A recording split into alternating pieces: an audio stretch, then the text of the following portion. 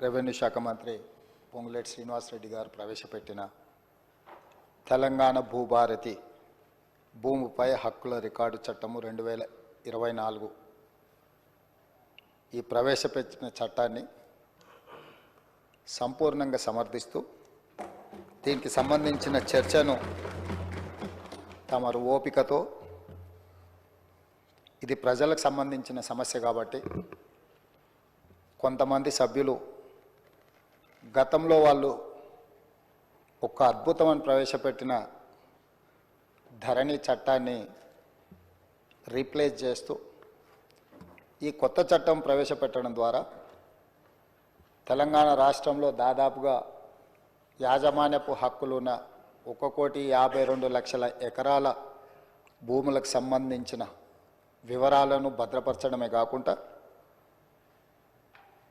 అర్హులైన ప్రతి భూ యజమాని యొక్క హక్కులను కాపాడడానికి ఈ చట్టాన్ని సమర్థవంతంగా ఈ సభలో ప్రవేశపెట్టి ఈ సభలో చర్చ జరగడం ద్వారా 4 కోట్ల తెలంగాణ ప్రజలకు ఈ ప్రభుత్వం ఒక సమర్థవంతమైన ఈ తెలంగాణ రైతాంగానికి పూర్తి స్థాయిలో ఉపయోగపడే చట్టాన్ని తీసుకొచ్చింది అని ఒక భావన కల్పించి ఒక నమ్మకం విశ్వాసం కల్పించడానికి మీరు శాయశక్తుల ప్రయత్నం చేశారు. ప్రధాన ప్రతిపక్ష పార్టీ అహంభావంతో అహంకారంతో సభా మర్యాదలను ఉల్లంఘించి సభాపతి మీదనే దాడి చేస్తామన్న ధోరణిలో చర్చను అడ్డుకోవాలనే ప్రయత్నం చేసింది. సహజంగా మిత్రులు సాంబశివరావు గారు చెప్పినట్టు ఎవరికైనా కుర్చీలో కూర్చుంటే సహనానికి కూడా ఒక హద్దు ఉంటుంది. మీరు సహనం కోల్పోయి వాళ్ళ మీద చర్యలకు ఉపక్రమించే పరిస్థితులు వాళ్ళు కల్పించిన మీరు చాలా ఓపికతో వారు ఎలాంటి ప్రయత్నాలు చేసినా రెచ్చగొట్టడం ద్వారా ఈ చర్చను తప్పుదారి పట్టించాలనే ప్రయత్నం చేసినా మీరు అవకాశం ఏమాత్రం ఇవ్వకుండా వాళ్ళంతటా వాళ్ళే సహనం చచ్చిపోయి సహకరించవలసిన పరిస్థితిని కల్పించి ఈ సభను ముందుకు నడిపించి ఇంత కీలకమైన ముఖ్యమైన ఈ చట్టాన్ని తెలంగాణ రాష్ట్ర రైతాంగానికి మేలు జరిగే విధంగా ఈరోజు కొనసాగించినందుకు మిమ్మల్ని మనస్ఫూర్తిగా అభినందిస్తూ ఈ తెలంగాణ సమాజం ఈ ప్రాంతం ప్రతి సమస్య భూమి చుట్టూతోనే ముడిపడి ఉన్నది. ఆనాడు ప్రధానంగా కమ్యూనిస్టు సోదరులు రావి నారాయణ రెడ్డి గారు కావచ్చు, ఆరుట్ల కమలాదేవి గారు కావచ్చు, మల్లు స్వరాజ్యం గారు కావచ్చు, భీమిరెడ్డి నరసింహారెడ్డి గారు కావచ్చు, ధర్మ భిక్షం కావచ్చు, సరే ఆరుట్ల కమలాదేవి, ఆరుట్ల రామచంద్రారెడ్డి గారు, బద్దం ఎల్లారెడ్డి గారు, మిత్రులు చాలామంది చెప్తా ఉన్నారు, చాకల ఐలమ్మ, ఇట్లా అంటే చరిత్రలో వెనక్కిపోయినా కొద్దిగా వాళ్ళ పోరాటాలన్నీ కూడా వారు ఈ పోరాటంలో అసూలు బాసింది ఈ భూమి కోసమే. ఈ భూమిని ఆత్మగౌరవంగా, ఈ భూమిని హక్కుగా, ఈ భూమి వాళ్ళ జీవించే హక్కు వాళ్ళకు ఆత్మగౌరవాన్ని తెచ్చిపెట్టేది. దీని మీద కొంతమంది ఆధిపత్యం చెలాయించి అధికారంతో అహంకారంతో ఆధిపత్యాన్ని నిలబెట్టుకోవాలని రకరకాల దాడులు చేసి వాళ్ళను నియంత్రించి నిర్బంధించి వాళ్ళను భౌతికంగా అంతమొందించి అధికారాన్ని నిలబెట్టుకోవాలని చూస్తే ఆనాడు తొట్టి కొమరయ్య నుంచి దుడ్డుకర్రల సంఘం పెట్టి ఈ భూమిని కాపాడుకునే ప్రయత్నంలో వాళ్ళు విజయం సాధించిండ్రు. వాళ్ళు అమరులు అయి ఉండొచ్చు కాక, కానీ తెలంగాణ సమాజంలో ఉన్న భూమి తమ హక్కు ఆత్మగౌరవాన్ని భావించి సాయుధ రైతాంగ పోరాటం చేసి భూమి కోసం, భుక్తి కోసం, విముక్తి కోసం ఆనాడు వీరోచితంగా పోరాటం చేసి ఆనాడు చెరబట్టిన రాజుల నుంచి ప్రాంతానికి విముక్తి కలిగించారు. ఆ తర్వాత ఎప్పుడు ఏ ఉద్యమం వచ్చినా, అది కమ్యూనిస్టు ఉద్యమాలు కావచ్చు, నక్సల్బరీ ఉద్యమాలు కావచ్చు, దళిత గిరిజన సంఘాలు, తుడుం దెబ్బలు, ఆదివాసీ సంఘాలు కావచ్చు, వీళ్ళందరి పోరాటాలు భూమి చుట్టూతోనే పరిభ్రమించినాయి. ఈ భూమి కోసమే వాళ్ళు సర్వం ఒడ్డి ఈ భూమిని రక్షించుకునే పనిలో పోరాటాలు చేసిండ్రు. పటేల్ పట్వారి వ్యవస్థ రద్దుకు కూడా కారణం పేద ప్రజల భూముల మీద కొద్దిమంది ఆధిపత్యం చెలాయించాలని చూడడంతో పటేల్ పట్వారి వ్యవస్థను రద్దు చేయడం జరిగింది అధ్యక్ష. అట్లాంటిది ఆర్ఓఆర్ యాక్ట్ కావచ్చు, రకరకాలుగా ఏ భూ యజమాని అయితే ఉన్నాడో ఆ యజమానుల యొక్క హక్కులను కాపాడడానికి సమయం సందర్భం వచ్చినప్పుడల్లా మనం చట్టాలు చేసుకున్నాం. ఆ చట్టాల ద్వారా వాళ్ళ హక్కులను కాపాడుతూ వచ్చినాం.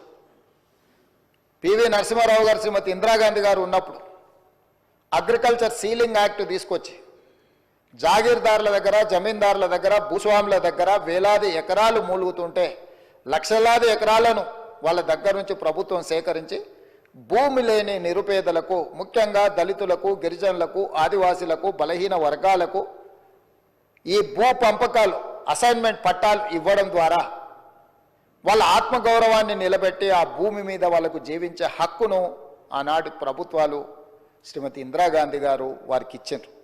దీనికి కారణం, ప్రేరేపితం ఆనాడు భూముల కోసం కమ్యూనిస్టులు చేసిన పోరాటాలని ఈరోజు మనం చెప్పుకోక తప్పదు. ఈ పోరాటాల వల్ల వాళ్ళు లేవనెత్తిన సమస్యలను అక్కడి నుంచి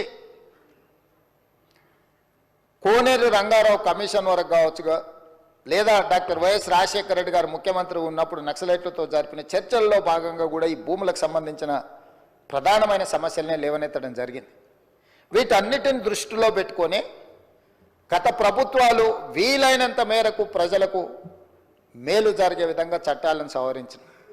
ఇంతకుముందు అక్బరుద్దీన్ ఓవైసీ గారు చెప్పినట్టు ఆనాడు యూపీఏ ప్రభుత్వంలో భూభారతి నిజామాబాద్ పైలట్ ప్రాజెక్ట్ కింద కేంద్ర ప్రభుత్వం మన్మోహన్ సింగ్ గారు, సోనియా గాంధీ గారు రికార్డ్స్ డిజిటలైజేషన్ చేయడం కానీ, భద్రపరచడం కానీ, తప్పులు జరగకుండా సరిదిద్దడం కానీ, వీటన్నిటి కార్యక్రమాలను ఎప్పుడు తీసుకున్నా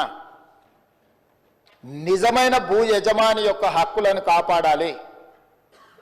లేకపోతే విద్య రాని పేదవాళ్ళ భూములను ఎవరైనా అన్యాక్రాంతంగా అక్రమంగా ఆక్రమించుకుంటే కూడా వాటిని, ఆ ఆక్రమణలను తొలగించడం ద్వారా వాళ్ళ హక్కులను కాపాడడానికి అన్ని రకాల చట్టాలను తీసుకొచ్చి తెలంగాణ రాష్ట్రం వచ్చిన తర్వాత మాజీ ముఖ్యమంత్రి చంద్రశేఖరరావు గారు తెలంగాణ రెవెన్యూ రికార్డ్స్ కానీ, గత పాలకులు పాటించిన విధానాలు కానీ, చేసిన చట్టాలు లోపభూయిష్టంగా ఉన్నాయి. ఇవి ఏమాత్రం ప్రయోజనకరంగా లేవు. ఈ చట్టాలను అన్నిటిని మార్చాలి. దానికోసం నా మెదడునంతా రంగరించి 80,000 పుస్తకాలు చదివి ఒక అద్భుతమైన సాంకేతిక నైపుణ్యాన్ని ఆవిష్కరిస్తున్న దాని పేరే ధరణి అని చెప్పి చంద్రశేఖరరావు గారు మనకి ఇదే సభలో చెప్పిండ్రు, వివిధ వేదికల మీద కూడా చెప్పిండ్రు అధ్యక్ష. దీనికి సంబంధించిన కొన్ని అంశాలు నేను నిజంగానే ఒక మంచి చట్టం, ఒక మంచి ఆలోచన, ఒక సాంకేతిక నైపుణ్యాన్ని రంగరించి, ఎందుకంటే ఐటీ రంగంలో విదేశాలలో చదువుకొని వచ్చిన నా అంత ఐటీ నిపుణుడే లేడని కల్వకుంట్ల తారక రామారావు గారు, తెలంగాణ ఉద్యమకారుడిగా తెలంగాణ సమాజంలో ఉన్న సమస్యలను అన్నిటినీ అవసోపాన పట్టిన ప్రతి భూ సమస్యకు నేను పరిష్కారం చూపిస్తా అని మాజీ ముఖ్యమంత్రి వర్యులు కల్వకుంట్ల చంద్రశేఖరరావు గారు పదే పదే మాట్లాడుతూ ప్రస్తావిస్తున్నప్పుడు నేను కూడా ఒక సందర్భంలో భ్రమలకు లోనైనా, పర్వాలేదు ఈ విషయంలో అయినా మాజీ ముఖ్యమంత్రి గారు, మాజీ ఐటీ శాఖ మంత్రి గారు ఒక మంచి విధానాన్ని తీసుకొచ్చి ధరణి ద్వారా శాశ్వతమైన సమస్యల్ని పరిష్కరిస్తారని, ఆ ధరణి నిజంగానే వీరు కొత్తగా కనిపెట్టినరేమని ఈ సందర్భంగా మీ ద్వారా శాసనసభ రికార్డులకే కాకుండా తెలంగాణ సమాజానికి కొంత సమాచారాన్ని విశ్లేషణ ద్వారా నేను చెప్పాలనుకుంటున్నా అధ్యక్ష. ఈ ధరణి అనే ఏదైతే వెబ్సైట్ కావచ్చు, లేకపోతే వారు చెప్తున్న ఈ సాంకేతిక అద్భుతము చంద్రశేఖరరావు గారు సొంతంగా కనిపెట్టిందో, లేకపోతే చంద్రశేఖరరావు గారు సొంతంగా మన రాష్ట్రానికి అందించిన గొప్ప వరప్రదాయిని ఏం కాదు అధ్యక్ష.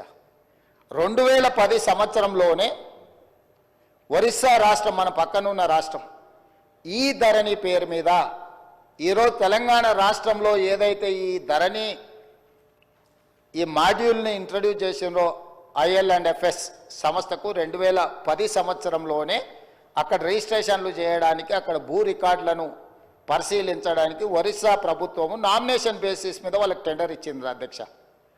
ఏ 2019 సంవత్సరంలో చంద్రశేఖరరావు గారు ఏ సంస్థకైతే కట్టబెట్టిండో అదే సంస్థ, అదే యజమానులకు ఒరిస్సా రాష్ట్ర ప్రభుత్వము 2010 సంవత్సరంలోనే ఈ ధరణి పేరు కూడా మార్చలేదు అధ్యక్ష. నువ్వు ధరణి అన్నావు, వాళ్ళు ఈ ధరణి అన్నారు. ఎందుకంటే ఎలక్ట్రానిక్ రిలేటెడ్ ఇష్యూ కాబట్టి ఈ ధరణి పేరు మీద 2010 సంవత్సరంలో ఒరిస్సా ప్రభుత్వం ఆ సంస్థకు అప్పచెప్తే 4 సంవత్సరాలు నిర్వహించిన తర్వాత కాగ్ ఏం నివేదిక ఇచ్చిందంటే అధ్యక్ష, 2014లో అసలు ఈ ధరణి ఈ రిజిస్ట్రేషన్ సాఫ్ట్వేర్ లోపాలను కాగ్ నివేదిక బయటపెట్టడం కాకుండా ఎలాంటి కాంపిటేటివ్ బిడ్డింగ్ చేయకుండా వాళ్ళకు నామినేషన్ బేసిస్ మీద ఇవ్వడం మీరు తప్పు. వాళ్ళకి ఎలాంటి అనుభవం లేదు ఇందులో. వాళ్ళకి ఏదైతే ఒరిస్సా ప్రభుత్వం అప్పచెప్పిన బాధ్యత, రిజిస్ట్రేషన్లు, రెవెన్యూ రికార్డ్స్కు సంబంధించిన బాధ్యత అప్పచెప్పినరో వాళ్ళకి ఎలాంటి నైపుణ్యం లేదు. ఇలాంటి నైపుణ్యం లేని సంస్థకు, లోపభూయిష్టంగా నిర్వహిస్తున్న సంస్థకు మీరు ఇవ్వడం 100% అని తప్పుపట్టడమే కాకుండా ఎన్ఐసి, కేంద్ర ప్రభుత్వ రంగ సంస్థ అయిన ఎన్ఐసికి ఇలాంటి సంస్థల్ని మీరు అసలు పక్కన పెట్టి వాళ్ళకి ఇవ్వకుండా వీళ్ళకి ఇవ్వడం తప్పు అని చెప్పి కాగ్ నివేదిక ఇచ్చింది అధ్యక్ష 2014లో. ఇక్కడ తమరి ద్వారా నేను తెలంగాణ ప్రజలకు నేనేం చెప్పదలుచుకున్నా అంటే, చంద్రశేఖరరావు గారు 2018, 2019 ఆ తర్వాత వివిధ సందర్భాలలో మాట్లాడిన మాటలు వారి మెదడునంత రంగరించి ఒక అద్భుతాన్ని, ఒక అమృతాన్ని తీసి అమృతంలో నుంచి సృష్టించిన ధరణి వారి యొక్క ఆలోచన అనేది అయితే చెప్పిండో అది శుద్ధ తప్పు. 2010 సంవత్సరంలోనే IL&FS కంపెనీ ఈ విధానాన్ని ఒరిస్సా ప్రభుత్వానికి చేరవేస్తే ఒరిస్సా ప్రభుత్వం వాళ్ళ కాంట్రాక్ట్ ఇస్తే 4 సంవత్సరాలు నిర్వహించిన తర్వాత కాగ్ నివేదిక 100% తప్పు పట్టింది. ఈ లోపభూయిష్టమైన ఏమాత్రం ప్రజలకు ఉపయోగపడని ఈ సాంకేతిక నైపుణ్యాన్ని ఎందుకు తెలంగాణ రాష్ట్ర ప్రజల నెత్తి మీద చంద్రశేఖరరావు గారు రుద్దినరో ఇప్పుడు మనం ఆలోచన చేయాలి. అంటే ఒక రాష్ట్రము 4 సంవత్సరాలు ఈ ప్రయోగం చేసి ప్రయోగం ద్వారా సత్ఫలితాలు సాధించకపోను, దీనివల్ల ప్రయోజనం లేదని కేంద్ర ప్రభుత్వ రంగ సంస్థ అయిన కాగ్, కాంప్ట్రోలర్ ఆడిటర్ జనరల్ తప్పు పట్టిన తర్వాత కూడా చంద్రశేఖరరావు గారు దీన్ని ఎందుకు తెలంగాణ ప్రజల నెత్తి మీద రుద్దిండో తెలంగాణ ప్రజలకు చెప్పవలసిన బాధ్యత ఈ రాష్ట్ర ముఖ్యమంత్రిగా నా మీద ఉన్నది అధ్యక్ష. ఈ IL&FS కంపెనీ గురించి కొంచెం చర్చించుకోవాలంటే కొంచెం వెనక్కి వెళ్ళాలి అధ్యక్ష. 2011కి వెళ్ళాలి మనం.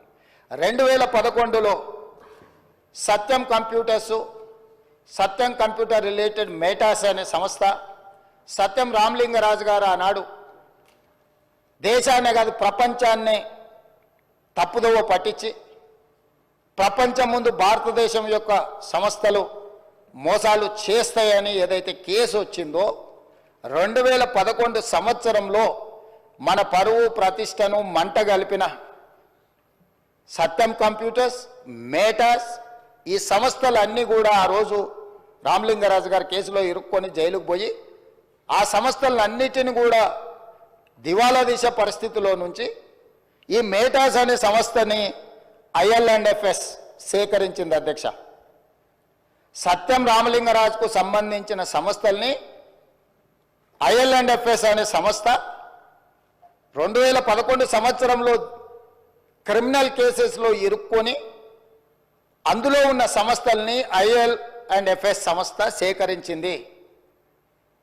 సత్యం రామలింగరాజు గారి కుమారుడు తేజరాజు గారికి సంబంధించిన సంస్థలు IL&FS సేకరించి ఆ రోజు వాళ్ళిద్దరికీ ఒక అనుబంధం ఏర్పడ్డది అధ్యక్ష. ఆ అనుబంధంతో కొనసాగింపులో భాగంగా 2018 సంవత్సరంలో IL&FS సంస్థ గాదే శ్రీధర్ రాజుకు సంబంధించిన ఇంకొక సంస్థ, వీళ్ళందరూ జాయింట్ వెంచర్ కింద తెలంగాణ రాష్ట్రం ఇద్దామనుకున్న ధరణి పోర్టల్ టెండర్లో భాగస్వామ్యం తీసుకున్నారు అధ్యక్ష. 2018 సంవత్సరంలో తెలంగాణ రాష్ట్ర ప్రభుత్వం portal development and maintenance and control కోసం 2018లో టెండర్ పిలిచింది అధ్యక్ష. ఈ టెండర్ ప్రక్రియలో భాగంగా ఐఎల్ఎండ్ఎఫ్ఎస్, అదేవిధంగా గాదె శ్రీధర్రాజ్కు చెందిన ఈసెంట్రిక్, అదేవిధంగా విజన్ ఇన్ఫోటెక్ కంపెనీలు సంయుక్తంగా కాంట్రాక్టు సాధించుకున్నాయి. యువరాజుకు అత్యంత సన్నిహితులు ఎవరో తమరికి తెలుసు అధ్యక్ష. యువరాజు వెనకాల ఉండి ముందల గాదె శ్రీధర్రాజును, గాదె శ్రీధర్రాజు వెనకాల సత్యం ఆర్ మేటాస్ కంపెనీలను చేపట్టిన ఐఎల్ఎండ్ఎఫ్ఎస్ సంస్థను ముందలబెట్టి టెండర్లో భాగస్వామ్యం చేసి ఆ పని దక్కించుకున్నారు అధ్యక్ష. ఈ 2017 సంవత్సరంలోనే ఈ ఐఎల్ఎండ్ఎఫ్ఎస్ సంస్థ దివాలా తీయడమే కాకుండా క్రిమినల్ కేసులలో వీళ్ళు కూడా ఇరుక్కున్నారు అధ్యక్ష. 2011లో సత్యం కంప్యూటర్స్ కానీ మేటా సంస్థలు కానీ క్రిమినల్ కేసులలో ఇరుక్కొని జైలుకు పోయిన తర్వాత ఆ సంస్థల్ని సేకరించిన ఐఎల్ఎండ్ఎఫ్ఎస్ కూడా 2017లో ఇదే రకమైన కుంభకోణాలలో ఇరుక్కొని ఆ కంపెనీకి సంబంధించిన ఎండి రమేష్ బావా ఆయన జైలుకు పోయిండు, హరిశంకరన్ వైస్ చైర్మన్ ఈయన జైలుకు పోయిండు, రవి పార్థసారథి మాజీ చైర్మన్ ఆయన జైలుకు పోయిండు, రామ్చంద్ కరుణాకర్ అనే డైరెక్టర్, వీళ్ళందరూ కూడా వేలాది కోట్ల రూపాయల కుంభకోణాలకు పాల్పడి ఆ కుంభకోణాలు అన్ని కూడా దొరికిపోయి వీళ్ళందరూ జైలుకు పోయినారు అధ్యక్ష. ఇది ఎప్పుడు 2017 సంవత్సరానికే జరిగిపోయింది అధ్యక్ష. ఎప్పుడు కూడా రాష్ట్ర ప్రభుత్వాలు, కేంద్ర ప్రభుత్వాలు ఏదైనా ఒక సంస్థ క్రిమినల్ నేరాలలో పాల్గొని, ఆర్థిక నేరాలలో పాల్గొని జైలు శిక్షలో లేకపోతే ఆ సంస్థల మీద ఆరోపణలు ఉన్నప్పుడు ఆ సంస్థలను టెండర్లలో పాల్గొనకుండా నిషేధించే విధానం మన రాష్ట్రంలో, మన దేశంలో కొనసాగుతుంది. అయినా తెలంగాణ రాష్ట్ర ప్రభుత్వం, చంద్రశేఖరరావు గారి ప్రభుత్వము ఈ ఐఎల్ఎండ్ఎఫ్ఎస్ను లేకపోతే ఈ సెంట్రిక్ లేదా విజన్ ఇన్ఫోటెక్ ఏదైతే జాయింట్ వెంచర్తో టెండర్ వేసిందో వీళ్ళని నిషేధించలేదు అధ్యక్ష. వీళ్ళకి టెండర్ కట్టబెట్టి ఈరోజు తెలంగాణ రాష్ట్రంలో ఉండే 1,52,00,000 ఎకరాలకు సంబంధించిన లక్షలాది మంది రైతుల యొక్క భూముల వివరాలను రిజిస్ట్రేషన్లు చేయడము, డాక్యుమెంట్లు చేయడము, రికార్డులు మెయింటైన్ చేయడము, అన్ని రకాల బాధ్యతలను కంప్లీట్గా ఈ సంస్థకు అప్పచెప్పారు అధ్యక్ష. ఇక్కడ నుంచో ఇక స్టోరీ మొదలైంది అధ్యక్ష. అసలైన స్టోరీ ఇక్కడ ఉన్నది. టెండర్ దక్కించుకున్న ఐఎల్ఎండ్ఎఫ్ఎస్ సంస్థ పేరు మార్చింది అధ్యక్ష. టెండర్ అగ్రిమెంట్ అయిన తర్వాత టెరాసిస్ టెక్నాలజీస్ లిమిటెడ్ అని సబ్సిడరీ యూనిట్ కిందకి అగ్రిమెంట్ తీసుకొచ్చారు అధ్యక్ష. టెండర్ పాల్గొన్నప్పుడు ఒక పేరు మీద ఉండి టెండర్లో వాళ్ళ కాంట్రాక్ట్ వచ్చిన తర్వాత దాని పేరు మార్చింది అధ్యక్ష. ఒకవేళ పేరు మార్చిన మనుషులకు కూడా చట్టంలో ప్రొవిజన్ ఉంది అధ్యక్ష పేర్లు మార్చుకోవడానికి. ఒకవేళ మన పేరు నచ్చకపోతే కూడా ఒక గెజెట్ నోటిఫికేషన్ నుంచి ఒక విధానంలో ఉంది. కంపెనీస్ యాక్ట్లో కూడా ఒకవేళ సేమ్ కంపెనీ ఒకవేళ పేరు మార్చుకున్నా తప్పలేదు అధ్యక్ష, పేరు మార్చుకోవచ్చు. ఇక్కడ పేరు మార్చుకున్నది అధ్యక్ష. పేరు మార్చుకున్నాకనే తతంగం మొదలైంది అధ్యక్ష. ఈ టెరాసిస్ టెక్నాలజీస్ లిమిటెడ్ అనే ఐఎల్ఎండ్ఎఫ్ఎస్ సబ్సిడరీ యూనిట్ పేరు మారిన తర్వాత ఇందులోకి ఫాల్కన్ ఎస్జీ అనే ఒక ఫిలిపిన్ కంపెనీ దీంట్లో 52% ఒకసారి 28/10/2021 99% ఇందులో షేర్స్ మొత్తం ఈ కంపెనీ కొనేసింది అధ్యక్ష. ఫాల్కన్ ఎస్జీ అనే ఫిలిపిన్ కంపెనీ. ఈ కంపెనీ కొన్న తర్వాత ఇది ఇక్కడ ఆగింది అధ్యక్ష, ఆగలే. ఈ ఫాల్కన్ ఎస్జీ కంపెనీ నుంచి ఫాల్కన్ ఇన్వెస్ట్మెంట్స్ అనే కంపెనీ, సింగపూర్ కంపెనీ ఇందులోకి వచ్చింది అధ్యక్ష. ఈ కంపెనీ అంటే ఏదైతే ఫాల్కన్ ఎస్జీ పేరు మీద 99% ఉందో ఆ 99% షేర్ని ఫాల్కన్ ఇన్వెస్ట్మెంట్ అనే సింగపూర్ కంపెనీ దీంట్లోకి వచ్చింది అధ్యక్ష. 1% మిగిలిపోయింది కదా అధ్యక్ష. ఆ 1% గాదె శ్రీధర్రాజు ఎవరైతే ఉన్నారో ఆ 1% అతను కొన్నాడు అధ్యక్ష. 1% ఈ కంపెనీలో షేర్ కొన్న గాదె శ్రీధర్రాజు ఈ కంపెనీకి సీఈఓగా మారిండు అధ్యక్ష. అంటే యువరాజు గారి మిత్రులు ఏ రకంగా ఇందులోకి తెర వెనుక నుంచి లోపలికొచ్చి దీన్ని మొత్తం తమ చేతిలోకి ఏ రకంగా తీసుకున్నారో గాదర్ శ్రీధర్ రాజు గారిని ఈ ఫాల్కన్ ఇన్వెస్ట్మెంట్ ఈ కంపెనీకి ఓనర్ను అంటే సీఈఓని చేసేసి వ్యవహారం మొత్తం గాదర్ శ్రీధర్ రాజు చేతికి అప్పచెప్పారు అధ్యక్ష. ఇది ఇక్కడ కూడా ఆగిందా అంటే లేదు అధ్యక్ష. ఫాల్కన్ ఇన్వెస్ట్మెంట్స్ మళ్ళీ వాళ్ళ దగ్గర ఉన్న 99% షేర్లని 100% కింద మొత్తం అంటే మొత్తం వాళ్ళకు ఉన్న మొత్తాన్ని మళ్ళీ అమ్మినారు అధ్యక్ష. దాంట్లోకి ఎవరు వచ్చారు అధ్యక్ష? Sparrow investments, GW sky private limited, Hillbrook investments వీళ్ళు ఒకవైపు వచ్చిండ్రు అధ్యక్ష. అది వీ యజమానులు ఎవరయ్యా అంటే రాహుల్ గోస్వామి, ఆనంద్ కుమార్ వీళ్ళందరు ఓనర్లు అధ్యక్ష. ఈ 3 కంపెనీల నుంచి మళ్ళీ హిల్బ్రూక్ ఇన్వెస్ట్మెంట్స్ నుంచి కొనుక్కున్న company gateway fund two LP అనే ఇంకొక సంస్థ వచ్చింది అధ్యక్ష. దాంట్లో నుంచి మళ్ళీ స్పారో ఇన్వెస్ట్మెంట్స్ నుంచి కొనుక్కున్న దాంట్లో గేట్వే ఫండ్ టు ఎల్ఎల్పి ఇందులోకి వచ్చారు అధ్యక్ష. అంటే అల్లిబిల్లి కంపెనీలు అన్నిటిని పెట్టుకుంటూ ఈ కంపెనీలన్నిటి ద్వారా చివరికి వాళ్ళు ఎక్కడికి చేరింది అధ్యక్ష? ఈ గేట్వే ఫండ్ టు ఎల్ఎల్పి కానీ ఎల్పి కానీ గేట్వే ఈ లొకేషన్స్ ఇవన్నీ ఒక కంపెనీ రాహుల్ గోస్వామి అండ్ ఆనంద్ కుమార్ అనే కంపెనీ కేమెన్ ఐలాండ్స్ అధ్యక్ష. రెండో company gateway fund to location British virgin islands అధ్యక్ష.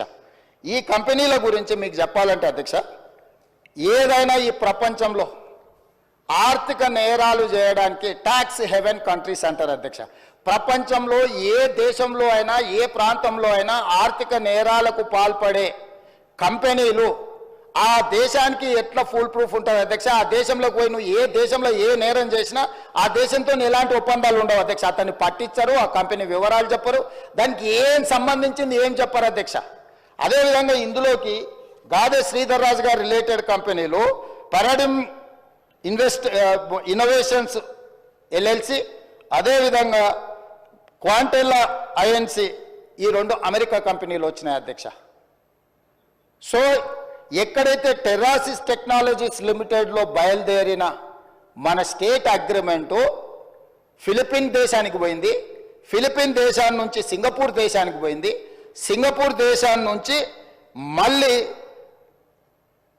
కేమెన్ ఐలాండ్స్కి పోయింది, తర్వాత వర్జిన్ ఐలాండ్స్కి పోయింది, తర్వాత అమెరికా దేశంలో ఉండే 2 కంపెనీలు. చివరికి ఈ కంపెనీలు ఈ సంస్థలను నిర్వహించే వాళ్ళు ఈ కేమెన్ ఐలాండ్స్లో వర్జిన్ ఐలాండ్స్లో తేలింది అధ్యక్ష. ఈ 2 దేశాలు ఎట్లాంటివి అంటే ప్రపంచంలో ఏ ఆర్థిక నేరం జరిగినా ఆ ఆర్థిక మూలాలు పనామా లీక్స్ కానీ లేకపోతే మీరు ఈ ప్రపంచంలో జరిగిన ఏ పెద్ద ఆర్థిక నేరాన్ని ఎత్తికినా ఆ సంబంధించిన కంపెనీలు ఈ 2 దేశాలలో ఉంటాయి అధ్యక్ష. ఆ దేశాలలో ఉన్న కంపెనీలు ఈరోజు ఈ టెరాసిస్ ఏదైతే ఈ ధరణి ఏదైతే ఉందో ఈ ధరణి మొత్తం ఆ దేశానికి వెళ్ళిపోయింది అధ్యక్ష. ఎవరో దాని ఓనర్లు అంటే అధ్యక్ష ఫాల్కన్ ఇన్వెస్ట్మెంట్ ప్రైవేట్ లిమిటెడ్లో ఉన్న ఓనరు ఏదైతే ఈ సింగపూర్ బేస్డ్ కంపెనీ ఉందో రాహుల్ గోస్వామి, ఈయన సింగపూర్ సిటిజన్, ఆనంద్ కుమార్ ఈయన సింగపూర్ సిటిజన్, లతికాదేవి అమ్మ daughter of Radhakrishna Pillai Singapore citizen అధ్యక్ష. వీరితో పాటు అధ్యక్ష స్పారో ఇన్వెస్ట్మెంట్స్ ప్రైవేట్ లిమిటెడ్ అనే కంపెనీ కూడా ఇది సింగపూర్ కంపెనీ అధ్యక్ష. స్పారో ఇన్వెస్ట్మెంట్ ఇది ఈ టోటల్ ఈ ఉండే కంపెనీలు అని కూడా ఇవి సింగపూర్ సంస్థలు అధ్యక్ష. అదేవిధంగా అధ్యక్ష జీడబ్ల్యూ స్కై ప్రైవేట్ లిమిటెడ్ అనే సంస్థ కూడా సింగపూర్దే అధ్యక్ష. జీడబ్ల్యూ సేమ్ వీళ్ళందరూ. తర్వాత పారాడిమ్ ఇన్నోవేషన్స్ ఎల్ఎల్సి అనేది అమెరికన్ కంపెనీ అధ్యక్ష.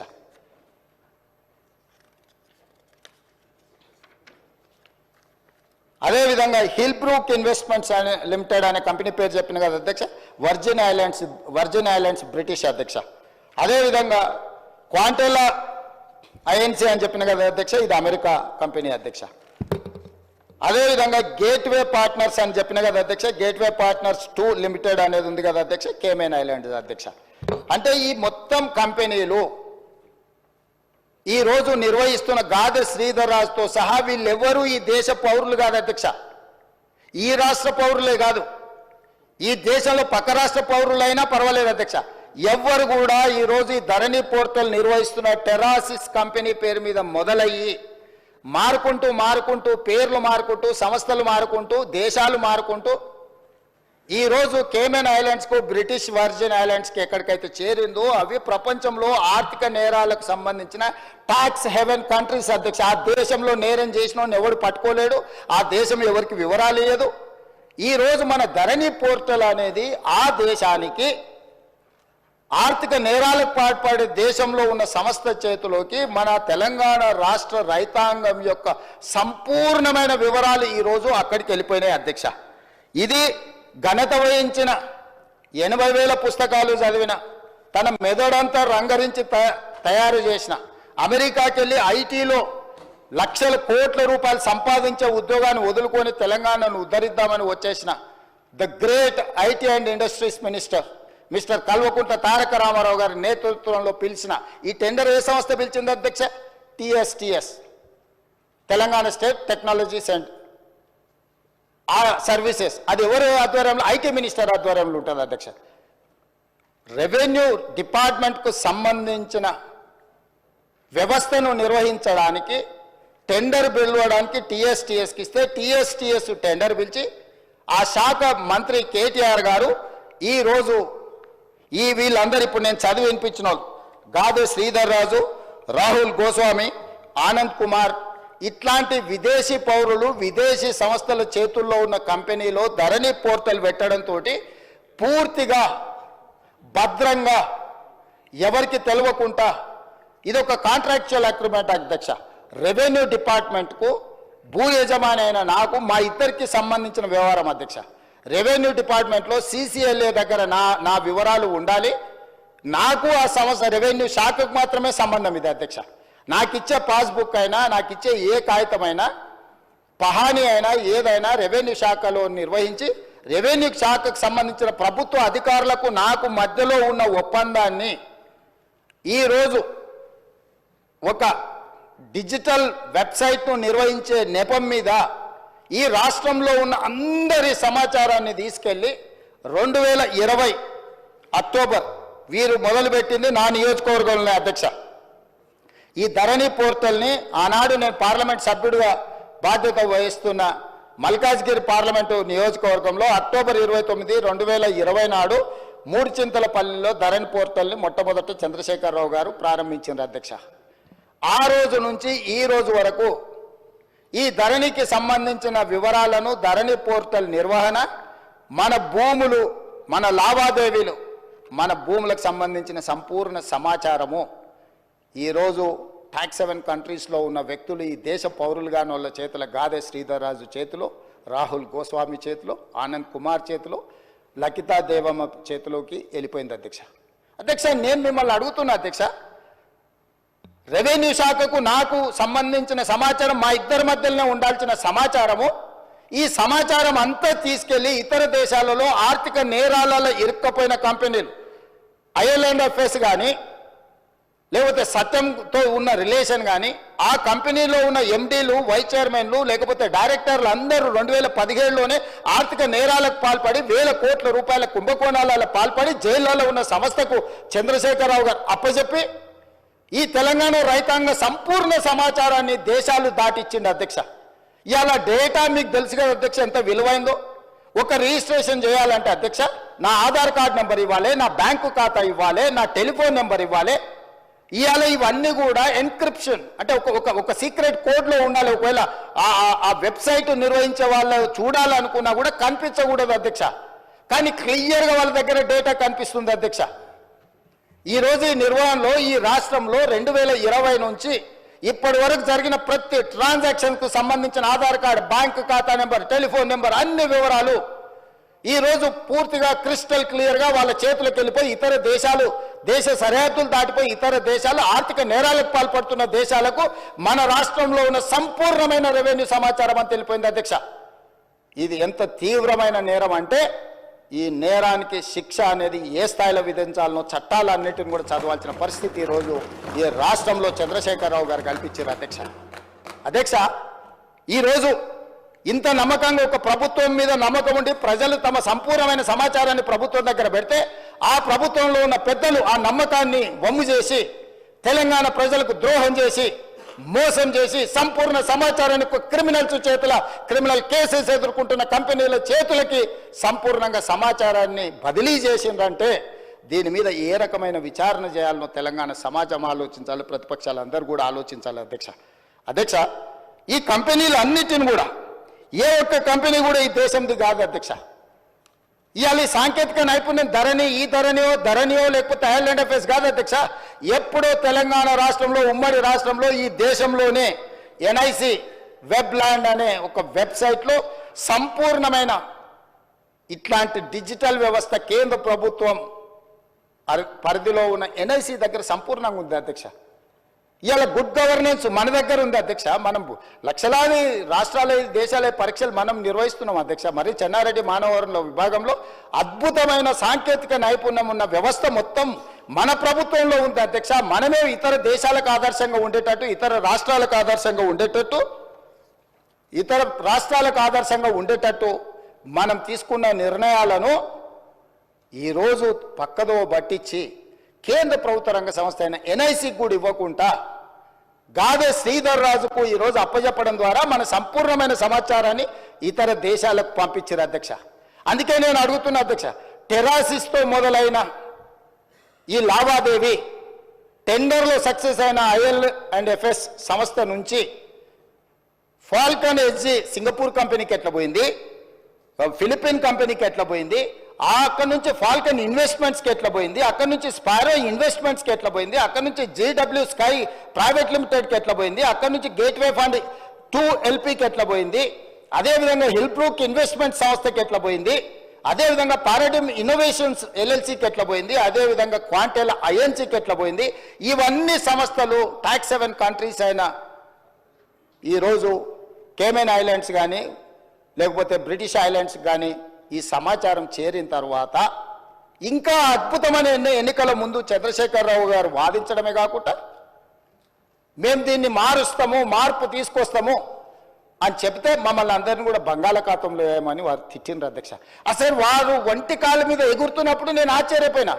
ఆయన ఎలక్షన్లో ఆయన మేనిఫెస్టో చెప్పుకున్నా, ఆయన ప్రజలకు ఏమైనా చెప్పుకుంటాడు. మా ఎలక్షన్లో మేము ఏం విధి విధానాలతో ప్రజలకు ఒక మంచి పారదర్శకమైన పరిపాలన అందిస్తాం మేము చెప్పినాం. మా మీద కోపము, కారణము, ఆవేశము, వారు ఆవేశంతో ఊగిపోతుంటే ఉపన్యాసాలలో నాకు అర్థం కాలేదు అధ్యక్ష. కొంత ఈరోజు ప్రభుత్వంలోకి వచ్చిన తర్వాత పరిశీలించిన తర్వాత ఎన్ని ప్రభుత్వ భూములు, అది దేవాదాయ భూములు కావచ్చు, లేకపోతే భూదాన్ భూములు కావచ్చు, లేకపోతే ప్రైవేట్ భూముల యజమానుల పేర్లు మార్చే విషయంలో కావచ్చు, వాళ్ళు చేసిన అరాచకం, దురాగతం, దుర్మార్గం ఏ స్థాయిలో ఉంది అని అంటే ఇంకా మనం చెప్పలేనంత స్థాయికి ఈరోజు ఇది చేరింది అధ్యక్ష. అందుకే దానికి ఉదాహరణ కింద నేను చెప్పదలుచుకున్న అధ్యక్ష ఒక 2-3 ఉదాహరణలు.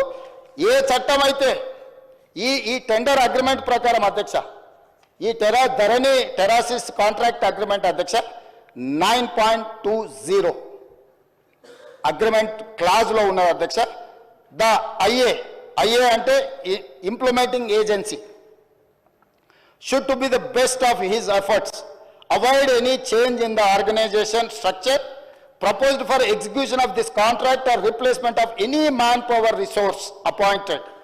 If the same is however unavoidable, IA shall promptly inform the purchaser in writing and the same shall require subsequent approval by the purchaser. ఇందులో ఇలాంటి మార్పులు చేర్పులు చేయాలన్నా, యజమానులు మారాలన్నా, పనిచేసే స్థలం మారాలన్నా ప్రభుత్వం ముందస్తు అనుమతి తీసుకోవాలని స్పష్టంగా ఈ అగ్రిమెంట్లో ఉంది. 9.20లో ఎలాంటి ప్రభుత్వ అనుమతి లేకుండా ఈ రకంగా టాక్స్ 7 కంట్రీస్లో ఉండే సంస్థల్ని ఇతర దేశాలకు సంబంధించిన కంపెనీల చేతికి మన సమాచారం వెళ్ళింది అధ్యక్ష. అదేవిధంగా అధ్యక్ష 9.20.4 సబ్ క్లాజ్లో all manpower resources deployed by the IA అంటే ఇంప్లిమెంటింగ్ ఏజెన్సీ అధ్యక్ష, for execution of this contract must strictly adhere to the attendance reporting procedures and make their services available as agreed upon for the entire reporting time period at the purchaser's office location. Purchaser అంటే ఇక్కడ revenue department అధ్యక్ష, CCలే. IA అంటే ఈరోజు Falcon investments ఏదైతే ఉన్నదో లేకపోతే టెరాసిస్ ఉన్నదో implementing agency అదే అధ్యక్ష. ఇంప్లిమెంటింగ్ ఏజెన్సీ తరఫున గాదె శ్రీధర్ రాజు రిప్రజెంట్ చేస్తాడు, పర్చేజర్ కింద సిసిఎల్ఏ కమిషనరు యాక్ట్ చేస్తాడు అధ్యక్ష. వీళ్ళు ఎవరినైనా ఇందులోకి తేవాలన్నా పర్చేజర్ దగ్గర అనుమతి తీసుకోవాలి ఫస్ట్ పాయింట్. వీళ్ళు ఏ పని చేసినా ఈ సాఫ్ట్వేర్లో కూర్చొని మనం జరుగుతున్న ట్రాన్సాక్షన్స్, మనం జరుగుతున్న రిజిస్ట్రేషన్లు, మనం మెయింటైన్ చేస్తున్న రెవెన్యూ రికార్డ్స్ అన్నీ కూడా పర్చేజర్ లొకేషన్లో అంటే ప్రభుత్వ ఆఫీసులో ఉండి పని చేయాలి అధ్యక్ష ఈ అగ్రిమెంట్ ప్రకారం. కానీ అదే కాకుండా అధ్యక్ష 9.20.6 the IA shall provide and deploy is the purchaser's office location for carrying out the work. ఈ రెండు సెక్షన్ల ప్రకారము వాళ్ళు చేస్తున్న పని ఈ టెరాసిస్ అనే సంస్థ రెవెన్యూ శాఖకు సంబంధించిన సిసిఎల్ఏ ఆఫీస్లో కూర్చొని పనిచేయాలి అధ్యక్ష. కానీ ఈరోజు అధ్యక్ష అధికారుల నుంచి నాకు అందుతున్న సమాచారం తెలంగాణ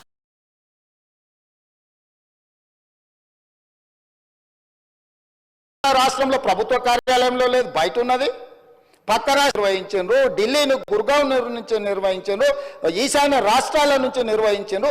ఇన్ని ప్రాంతాల నుంచి ఈ రోజు భద్రంగా ఉండాల్సిన నా యొక్క సంపూర్ణమైన సమాచారము నాకు ఈ తెలంగాణ ప్రభుత్వం మీద ఉన్న నమ్మకంతో నా భూములకు సంబంధించిన పూర్తి వివరాలను ప్రభుత్వం దగ్గర పెడితే ఆ ప్రభుత్వము ఆనాటి ముఖ్యమంత్రి సంపూర్ణ సమాచారాన్ని ప్రైవేటు కంపెనీలకు, ప్రైవేటు వ్యక్తులకు, ఈ రాష్ట్రంలో కానోళ్లను, ఈ దేశంలో కానోళ్లను, ఈ దేశంలో లేని కంపెనీలకు, ఈ దేశ పౌరులు కానోళ్లకు అప్పచెప్పి ఈరోజు ఈ రాష్ట్ర ప్రజల యొక్క నమ్మకాన్ని, విశ్వాసాన్ని కూనీ చేయడమే కాకుండా ఆర్థిక నేరాలకు పాల్పడ్డాడు అధ్యక్ష. దానికోసం ఎంత కఠినంగా వీళ్ళ పట్ల ప్రభుత్వాలు వ్యవహరించాల్సిన అవసరం ఉన్నది అధ్యక్ష. ఇంత విలువైన సమాచారం, ఇంత వివరాలను తీసుకెళ్లి ఇతర దేశాలకు సమాచారాన్ని చేరవేస్తూ ఇవాళ మనం దీన్ని ఎట్లయినా సవరించుకొని దీన్ని ఎట్లయినా బాగు చేసుకోవాలని మా సమాచారాన్ని బయట ఎవరికైనా ఇస్తే కేంద్ర ప్రభుత్వం సవరించిన యాక్ట్ ప్రకారం, డేటా ప్రొటెక్షన్ యాక్ట్ ప్రకారం అధ్యక్ష 2023 దేశ పౌరుల వ్యక్తిగత ఇతర సమాచారం ఏదైనా ఆ వ్యక్తి యొక్క అనుమతి లేకుండా సేకరించడం నేరం, చట్ట విరుద్ధం. అలా సేకరించిన డేటాను చట్టబద్ధంగా ఆ చట్టంలో చెప్పిన వ్యక్తి ప్రకారమే వినియోగించాలి. ప్రభుత్వానికి ప్రజల మధ్య ఉండాల్సిన విశ్వసనీయత లేకుండా నిబంధనలను ఉల్లంఘించారు. Violation of fiduciary relationship between government and citizen.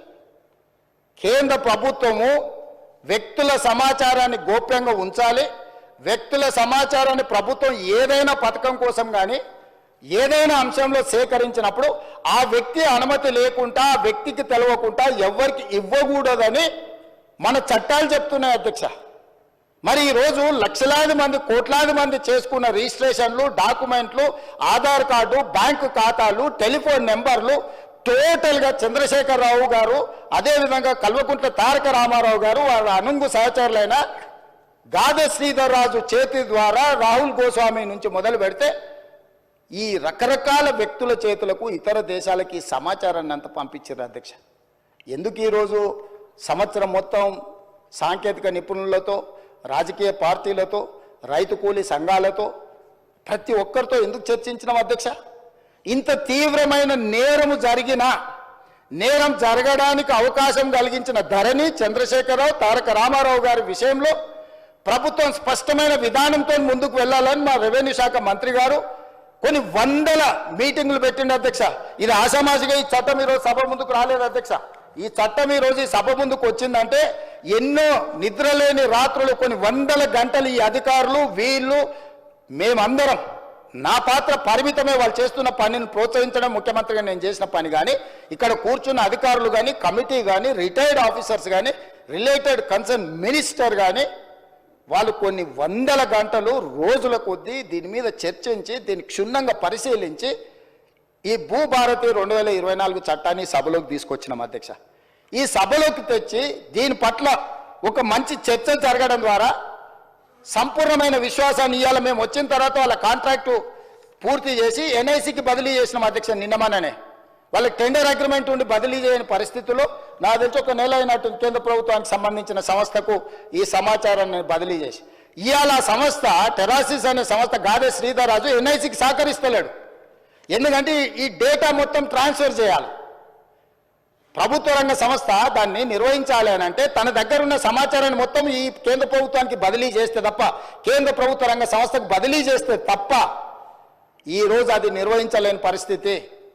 ఎందుకు మేము కొంతకాలం మౌనంగా ఉన్నామంటే ఇప్పుడు ఏ మాత్రం ఇందులో ఏ కేసులో ఇంకే విచారణకు ఆదేశిస్తే ఒక్క టాక్స్ హెవెన్ కంట్రీస్లో కేమెన్ ఐలాండ్స్లో లేకపోతే వర్జీనియా, బ్రిటిష్ వర్జీనియా ఎక్కడో ఉండి ఒక్క క్లిక్ కొడితే మన దగ్గర ఉన్న సమాచారం మొత్తం క్రాష్ అయిపోతుంది అధ్యక్ష. మన దగ్గర ఉండే సర్వర్లు అన్నిటిని కూడా డౌన్ చేస్తే దీన్ని రిపేర్ చేసుకోవడానికి, రిస్టోర్ చేసుకోవడానికి లేదా భవిష్యత్తులో రిజిస్ట్రేషన్లు చేసుకోవాలంటే కూడా అది రోజులు పట్టొచ్చు, నెలలు కూడా పట్టొచ్చు అధ్యక్ష. ఇంత కుట్రపూరితంగా ఒక వ్యక్తి చేతిలో యువరాజు గారిని ఆ రాజులు ఇంప్రెస్ చేసి ఉండొచ్చు. యువరాజు గారికి ఆ రాజులు అత్యంత సన్నిహితులు, కుడి భుజం ఎడం భుజం అయి ఉండొచ్చు. కానీ మనందరి సమాచారాన్ని రాష్ట్ర ప్రభుత్వం పూర్తి వివరాలను ఒక వ్యక్తి చేతిలో పెట్టి రాష్ట్రాలనుగా దేశాల సరిహద్దులు దాటిచ్చి ఏ దేశంలో అయితే ఎలాంటి మనం శిక్షలు, ఎలాంటి నేరగాళ్ళను పట్టుకోవడానికి ఒప్పందం లేని దేశాలకు పంపించారు అధ్యక్ష. నేను ఈరోజు మీకు చెప్తున్నా అధ్యక్ష, పార్లమెంట్ సభ్యుడిగా కొన్ని వందల లెటర్లు రాసిన ఆ దేశాలకు నేను మనుషులను పంపించిన డేటా సేకరించడానికి డబ్బులు కట్టైనా తీసుకురాపోండి అని యుఎస్ నుంచి నా మిత్రులను ఆ దేశానికి పంపించిన అధ్యక్ష. వాళ్ళు ఇవ్వలేదు. నా దగ్గర చాలా వివరాలు ఉన్నాయి అధ్యక్ష. నేను దీని మీద రీసెర్చ్ చేసినప్పుడు వీళ్ళు ఎన్ని రకాల అధ్యక్ష రిజిస్ట్రేషన్స్ అనేటివి డే టైంలో జరుగుతాయి అధ్యక్ష. మనం స్లాట్ బుక్ చేసుకుంటాం నార్మల్గా 10 to 5 or 6, 7 ఒకవేళ అయితే 7, 8 o'clock రిజిస్ట్రేషన్లు అధ్యక్ష. రాత్రి 9 గంటల నుంచి ఉదయం 6 గంటల వరకు కూడా రిజిస్ట్రేషన్లు జరిగిన డాక్యుమెంట్లు ఉన్నాయి అధ్యక్ష. అర్ధరాత్రి పూట ఏ ప్రభుత్వ అధికారి డాక్యుమెంట్లు రిజిస్ట్రేషన్ చేసిండు? అర్ధరాత్రి డాక్యుమెంట్లు రిజిస్ట్రేషన్ చేసే వ్యవస్థ మన రాష్ట్రంలో ఉందా? ఏ చట్టం ప్రకారం అర్ధరాత్రి పూట్ల డాక్యుమెంట్లు ఎగ్జిక్యూట్ అయినాయో ఇవాళ మనం విచారణ చేయాల్సిన అవసరం లేదా అధ్యక్ష? ఎందుకు ఈరోజు వాళ్ళు అక్కడ నించోని, ఎందుకు ఈరోజు చర్చ జరగకుండా భూభారతి 2024 మీద చర్చనే జరగొద్దు, ససే మీద ముఖ్యమంత్రి గారు ఒకవేళ మాట్లాడితే ఈ బండారం బయటపడుతుంది, ఎట్లయినా అడ్డుకోవాలి అని ఎన్ని రకాల ప్రయత్నాలు చేసినా మీరు చూసిరు కదా అధ్యక్ష. అధ్యక్ష, ధరణి వెబ్సైట్ వచ్చిన తర్వాత కొన్ని డాక్యుమెంట్లు నేను చెప్పదలుచుకున్నా అధ్యక్ష. మిత్రుడు మహేష్ రెడ్డి గారు కూడా ఉన్నారు, వారు కూడా వినాలి. కిషన్ రెడ్డి గారు స్వయంగా తిమ్మాపూర్ ఆయన సొంతూరులో భూదాన్ భూములకు సంబంధించి కిషన్ రెడ్డి గారు అపోజిషన్ లీడర్ ఉన్నప్పుడు వాళ్ళు కంప్లైంట్ చేసిండు అధ్యక్ష. 100 ఎకరాల భూదాన్ భూమిని డాక్యుమెంట్లు మార్చే పరిస్థితి ఉన్నది, వాటి కాపాడు ఉండని. ఈరోజు కేంద్ర మంత్రి అధ్యక్ష కిషన్ రెడ్డి గారు, గతంలో హోంశాఖ మంత్రి అధ్యక్ష, ఆ కిషన్ రెడ్డి గారు ఫిర్యాదు చేసిన భూములను కూడా భూదాన్ భూములను కందుకూరు మండలం తిమ్మాపూర్ గ్రామం కిషన్ రెడ్డి కేంద్ర హోంశాఖ మంత్రిగా ఉన్నప్పుడే ప్రైవేట్ వ్యక్తుల పేర్ల మీద, ప్రైవేటు భూముల పేరు మీద భూదాన్ భూములను మార్చి భూములను అమ్మేసి దాని వెనకాల ఉన్నది ఎవరో తేలాలి అధ్యక్ష. నేను వచ్చిన తర్వాత ఎఫ్ఐఆర్ చేయించిన అధ్యక్ష. నేను వచ్చిన తర్వాత కిషన్ రెడ్డి గారి ఫిర్యాదును ఒక కేంద్ర మంత్రి ఆ భయం కూడా లేదు. ఆ రోజు హోంశాఖ మంత్రిగా కిషన్ రెడ్డి గారు ఉన్నారు అధ్యక్ష. ఆయన సొంతూరులో 100 ఎకరాల భూదాన్ భూములకు సంబంధించి కిషన్ రెడ్డి గారు ఫిర్యాదు చేస్తే కిషన్ రెడ్డి గారి ఫిర్యాదును కూడా లెక్క చేయకుండా భూములను ప్రైవేట్ వ్యక్తుల పేరు మీదకి మార్చేసింది అధ్యక్ష. నేను వచ్చిన వెంబడే నేను కేసు కట్టించిన అధ్యక్ష. పోకల్వాడలో ఈరోజు ప్రభుత్వ భూములను ప్రైవేట్కు ఈ ధరణి పోర్టల్ ద్వారా ఒక 2 ఎగ్జాంపుల్స్ చెప్తున్నా అధ్యక్ష. కొన్ని 100,000 ఉన్నాయి.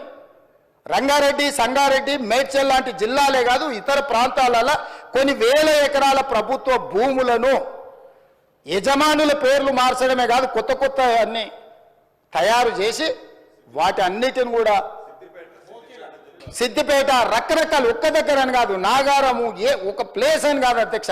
ఇవాళ నేను ఎందుకు కిషన్ రెడ్డి గారితో ప్రస్తావిస్తున్నా అంటే ఈరోజు ఆయన యూనియన్ క్యాబినెట్ మినిస్టర్ అధ్యక్ష. ఆయన సొంతూరులో ఆయన ఫిర్యాదు చేస్తే కూడా భయం లేకుండా భూదాన్ భూములను బదిలీ చేసి ప్రైవేట్ వ్యక్తులకు పట్టా భూముల కింద రిజిస్ట్రేషన్ చేసింది అధ్యక్ష. నేను వచ్చిన తర్వాత కిషన్ రెడ్డి గారు కూడా ఫిర్యాదు చేస్తే దీని మీద చర్యలు తీసుకోకపోతే ఎట్లా అని నేను ఎంక్వైరీకి ఆర్డర్ ప్లేస్ చేసి క్రిమినల్ కేసు బుక్ చేసిన అధ్యక్ష.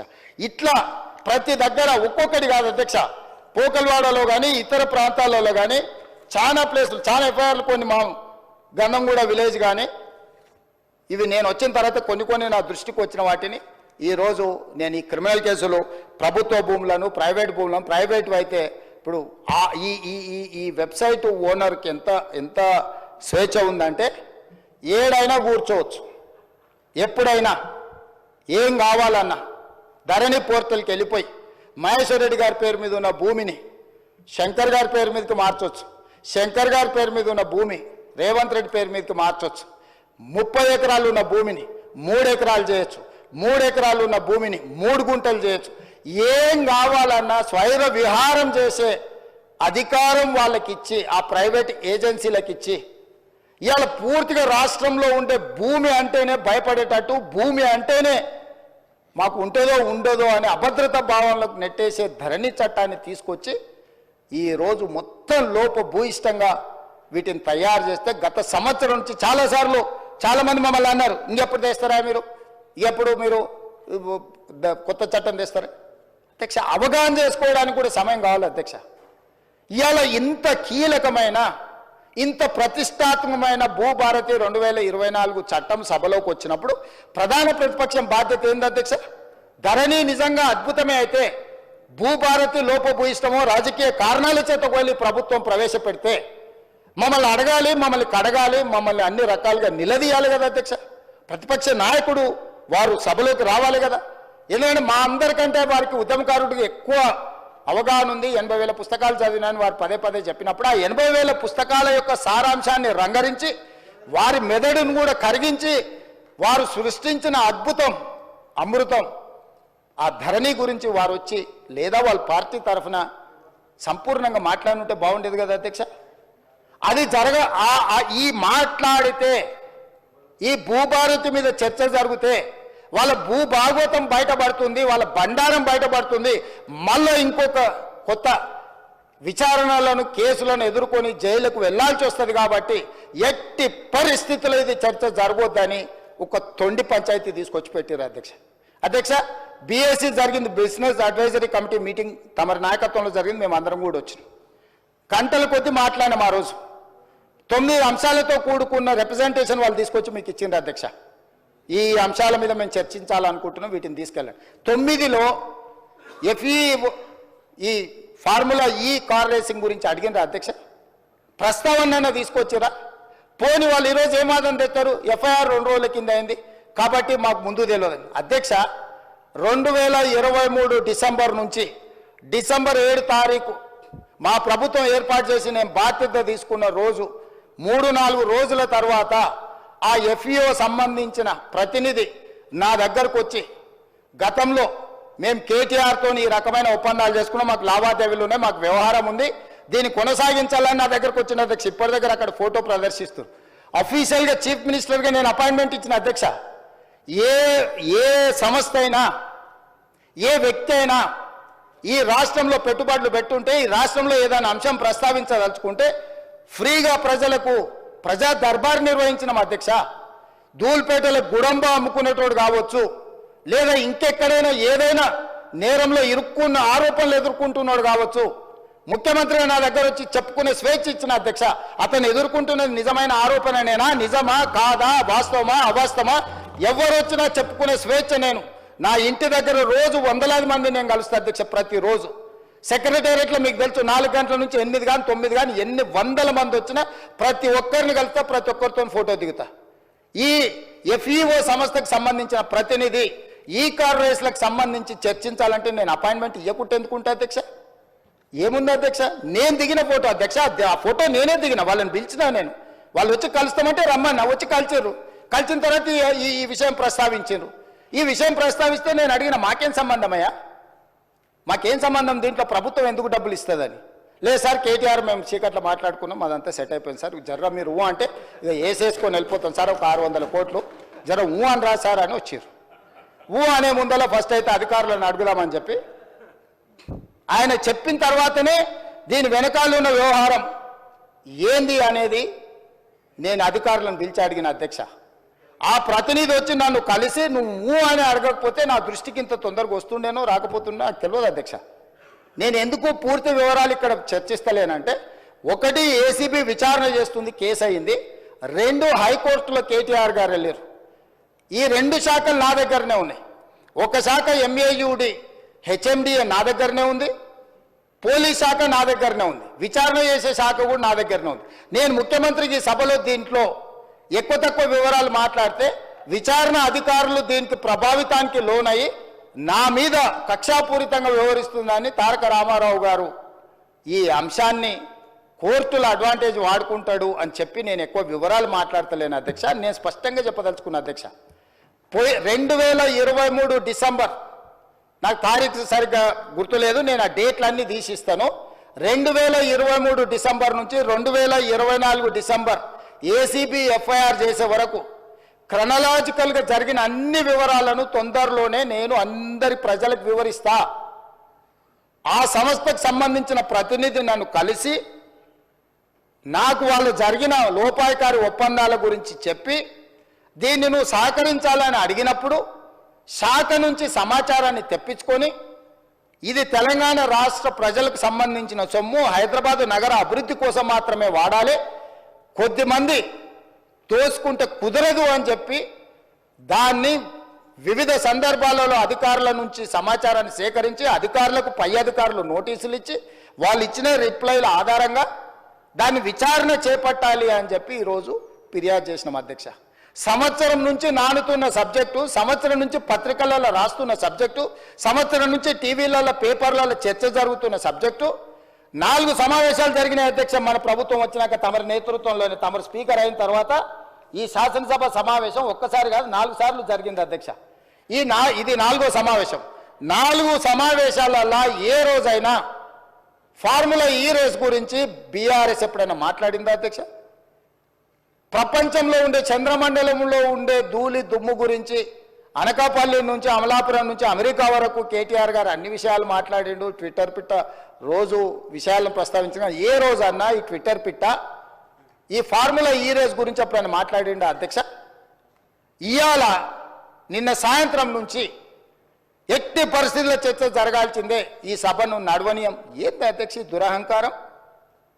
2023 డిసెంబర్లో ఓడించి అధికారంలోకి వెళ్ళి దించారు. ఇంకా వాళ్ళ అహంభావం తగ్గలేదని 2024 పార్లమెంట్ ఎన్నికల్లో డిపాజిట్లు గుంజుకున్నారు అధ్యక్ష. అయినా ఇంకా వీళ్ళు అధికారం పోయినా మారలేదు, డిపాజిట్లు పోయినా మారలేదు. ఈరోజు మెదడు కూడా పోయినట్టుంది అధ్యక్ష వాళ్ళు చేస్తున్న అల్లరి చిల్లర పనులు చూస్తుంటే. అధ్యక్ష, మనం బాధ్యత కలిగిన ప్రజాప్రతినిధులం. ఇంత కీలకమైన సమస్య చర్చ జరుగుతున్నప్పుడు ఈ చర్చను కొనసాగించి చర్చ పూర్తయిన తర్వాత తీసుకోమని అడగనున్నారు అధ్యక్ష. తమరు అనుమతిస్తే ఏదైనా. ఇవాళ నేను ఎందుకు వివరాలు ఇక్కడ మొత్తం చెప్పలేకపోతున్నానంటే, ఒక పక్కన ఏసీబీ విచారణ చేస్తుంది, రెండవ పక్కన కోర్టులో అతను వాదనలు వినిపిస్తున్నాడు. నేను ఏ సమాచారం అవసరానికి మించి వాస్తవాలను ఏది మాట్లాడినా ముఖ్యమంత్రిగా ఈ శాఖ 2 శాఖలు నా పరిధిలోనే ఉన్నాయి కాబట్టి నేను ఏదైనా ఆ శాఖలను మీద ప్రభావితం, ఆ శాఖలను ఏదైనా ప్రభావితం చేస్తా అని చెప్పి ఏదన్నా అనుకునే అవకాశం ఉంటుంది కాబట్టి నేను ఆ వివరాల జోలికి వెళ్తలేను. మీ ద్వారా ఇన్ని వివరాలు చెప్పిన నేను ఒకటే కోరుకుంటున్నా అధ్యక్ష, ఫార్ములా ఈ రేస్కు సంబంధించి వారు పట్టుబడుతున్నారు. ఒకసారి అధికారులతో ఒకసారి కోర్టులో పరిస్థితులను అంచనా వేసుకున్నాక మీరెప్పుడు పిలిస్తప్పుడు ఇక్కడైనా ఎక్కడైనా ఒకవేళ వాళ్ళకి శాసనసభలో చర్చించడానికి వాళ్ళకు ఒకవేళ ఏమైనా ఇబ్బందులు ఉంటే వాళ్ళ పార్టీ ఆఫీస్కి అయినా కూడా వస్తాం అధ్యక్ష, మాకేం అభ్యంతరం లేదు. 100 కోట్లు ప్రభుత్వం సొమ్ము కొల్లగొట్టి ఇతర దేశాలకు తరలించి మేము పట్టుకున్నాక ఇక్కడ నుంచి అక్కడికి పోయింది తెలిసిందే కదా అంటాడు అధ్యక్ష. మీ ఖాతాలో ఉన్న పైసలు సైబర్ క్రైమ్ వాడు వేరే ఖాతాలకు మార్చుకొని వాడు ఎన్నో కొండ మీద కూర్చొని ప్రసాద్ గారి ఖాతాలో ఉన్న సొమ్మంతా నా దగ్గరకు వచ్చింది, నన్నేందుకు పట్టుకునేది అంటే వాళ్ళ అర్థం ఉందా అధ్యక్ష?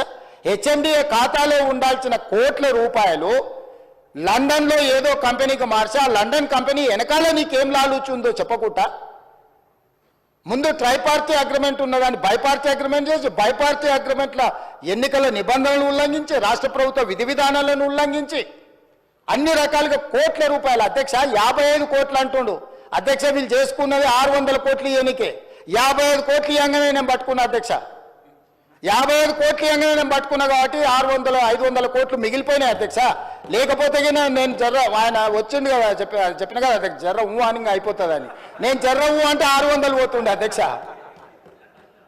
55 కోట్లు చిన్న అమౌంట్ అధ్యక్ష ప్రజలది. ఇవాళ హాస్పిటల్లో 50,000 లక్ష రూపాయలు హాస్పిటల్ ఖర్చులకు లేకుండా ప్రాణాలు పోతున్నాయి అధ్యక్ష. ప్రభుత్వ సొమ్ముకు జవాబుదారీతనంగా ఉండాల్సిన ప్రజాప్రతినిధులు 55 కోట్లు పోతే ఏమైంది? ఇవాళ ఈ రేసులు అంటాడు, ఫార్ములా రేసులు అంటాడు, ఎల్లుండి రేసు గుర్రాలతో కూడా ప్రతిష్ట వస్తుందంట, ఆ తర్వాత జువ్వా కూడా ఇది అంటాడు, ఆ తర్వాత గుట్కా కూడా అంటాడు, ఆ తర్వాత డ్రగ్స్ కూడా అంటాడు. ఇవన్నీ కూడా ఏదో రకంగా పాపులారిటీ తెచ్చేటివే కదా అధ్యక్ష.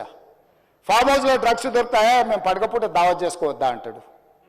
ఏంది అధ్యక్ష ఈ దబాయింపు?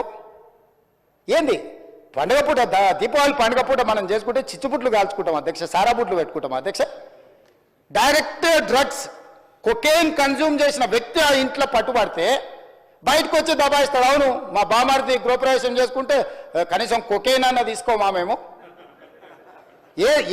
ఏ సంస్కృతిలో ఏ సాంప్రదాయంలో ఉందో అధ్యక్ష? మీరు చూడండి వారు ఏం మాట్లాడుతున్నారో.